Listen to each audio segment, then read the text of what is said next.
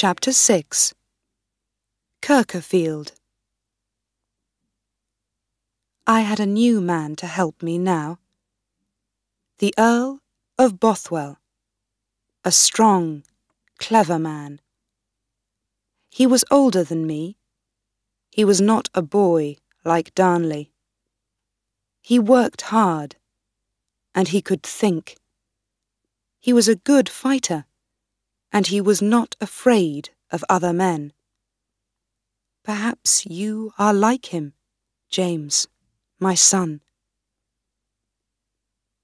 In January, your father, Darnley, was ill in Glasgow. I went to see him and took him back to Edinburgh. He was unhappy and afraid of people. He saw enemies behind every door. Poor, stupid boy. He said he loved me again. I was angry, but I felt sorry for him too. He was very ill. "It's not far now, Henry," I said. "You can sleep in the castle." "No, not there. Please, Mary," he said. "I don't want to go into the castle. I'm afraid of it." "But where do you want to go?" I asked. "Find me a little house outside the town and stay with me there," he said. "We can be happy there." So I found him a small house called Kirkerfield, outside Edinburgh. He stayed there, in a room upstairs, and sometimes I slept in a room downstairs. Darnley was often afraid, and I visited him every day. Slowly, he got better. On Sunday the 9th of February, there was a big wedding in Edinburgh. After the wedding, Bothwell and I walked out to Kirkerfield to see Darnley and talk to him. Everyone sang and laughed and was very happy. At 10 o'clock, I was tired. "Good night, my lords," I said. "I'm going downstairs to bed." Lord Bothwell put his hand on my arm. "Your Majesty," he said, "you can't sleep here now. Don't you remember? People are dancing and singing in town tonight. Everyone wants you to go." "Oh, yes, I forgot," I said. "Of course, people want to see me there. So, good night, Henry. Sleep well." Darnley was very unhappy. "Please, Mary, my love, don't go," he said. "Don't leave me here." But I did not love him now. I remembered the night when Riccio died. So I smiled and said, "Good night, Henry. Be a man now. Don't be afraid of the dark." Then I went downstairs with Lord Bothwell. Outside the house, we met one of Bothwell's men.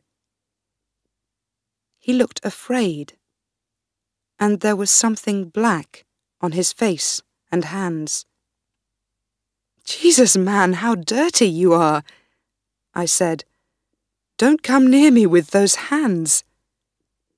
"No, my lady, of course not," he said.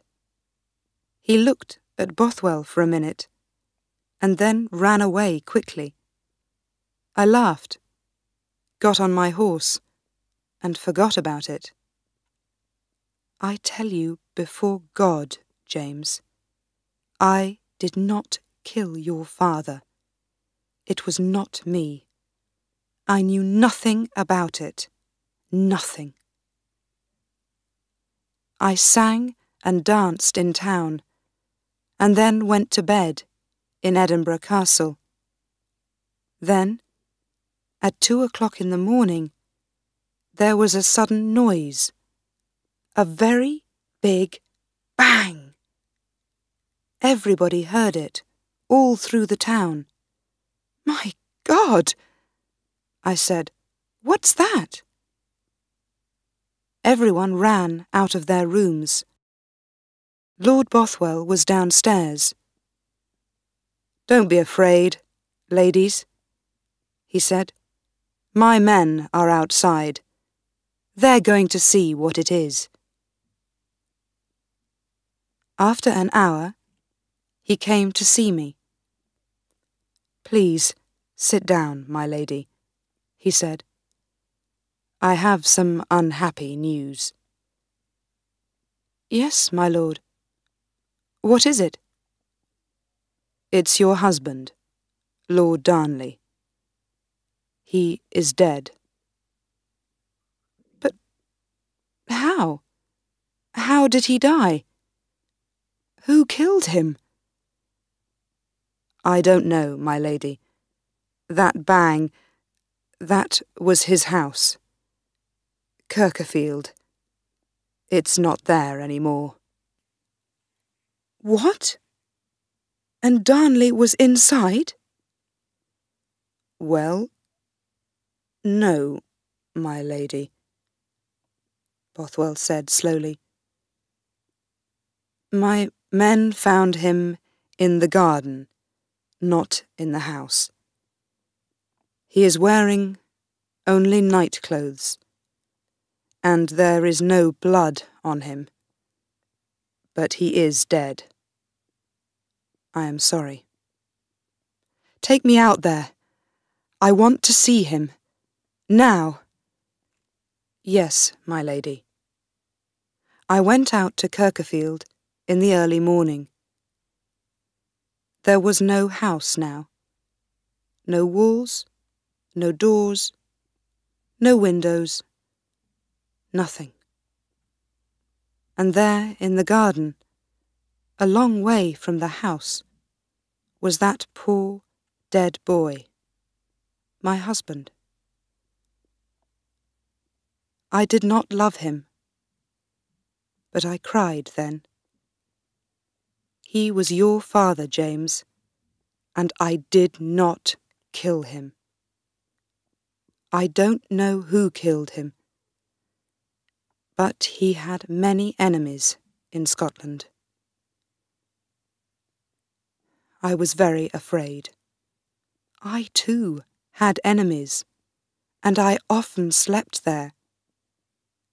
Perhaps someone wanted to kill me too.